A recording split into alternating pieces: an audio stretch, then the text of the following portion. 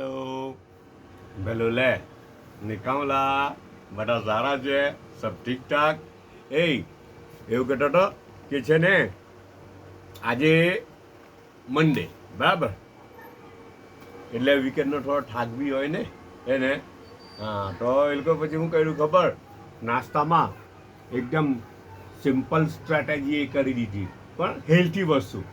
generally છે ને આપણે ત્યાં આ વસ્તુ કોણ ખાય ખબર બીમાર લોકો માંદા લોકો એને તે લોકોને ખવડાવવામાં આવે આપણે ઇન્ડિયામાં ને એને ઇન્ડિયામાં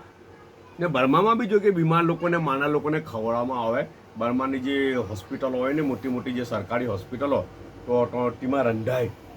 સરકાર તરફથી બધું રંધાતું હોય પેશન્ટ માટે ને પેશન્ટના રિલેટિવ્સ માટે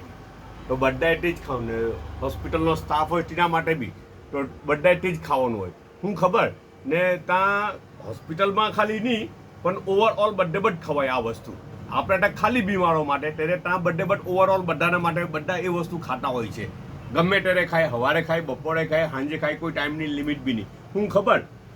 આપણે એને કાંજી કહીએ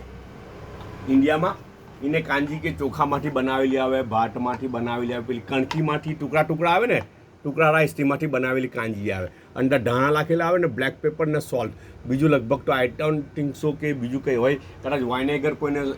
ઇન્ટરેસ્ટ હોય તો વાઇનેગર થોડું લાગતા હોય લેમન લાગતા હોય હા લેમન લાગે ઉપરથી મજા આવે અચ્છા ને કોઈને નોનવેજ ખાવું હોય ને તો પછી ચિકનનું એમ તેમ 2-4 પીસ છોડી દે અંદર નોનવેજનો ટેસ્ટ બી અંદર આવી જાય પણ હેલ્ધી નાસ્તો બહુ સારો નાસ્તો પેલું કાલે કોઈ કહેતું હતું ને કોણ નસીમાજી કંઈ કહેતા હતા નસીમા પટેલ હા એવું કંઈ કહેતા હતા કે તમે તો એવું કહો કે બોઇલ બહુ પસંદ કરો ને કંઈ કે આ તો એકલું તેલ મસાલાવાળું છે તો ઘરવાળાએ છે ને કોમેન્ટ વાંચી તો પછી કીધું કે હવે નસીમા બેનને કહેજો કેટલું બોઇલ ખાય તેલનું ટીપું બી નથી દેખાતું જી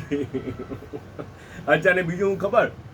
સ્વીટ ડિશ તરીકે આજે આવેલું છે આજે ને આ સૂપનું બી કામ કરી લીધું ને આપણું સોલિડ ફૂડનું બી કામ કરી લીધું બંનેમાં આવી ગયું એટલે સૂપ અલગથી નહીં આવ્યું મતલબ સૂપ તરીકે આને બી ચલાવી લેવાનું રાઈટ ના સ્વીટ ડિશ તરીકે કે ચીકણો હલવો આવેલો છે પેલો આપણે શું કહીએ રબડિયો હલવો કે તે હલવો આવેલો છે રાઈટ ને ચાયનો એક કપ છે આજે જરાક માર્કેટમાં જવાનું છે 2-4 કલાક કામ છે મારે હમણાં એટલે જલ્દી વિડીયો પટાવી દઈએ ઇન્શાલ્લાહ પાછા કાલે મળું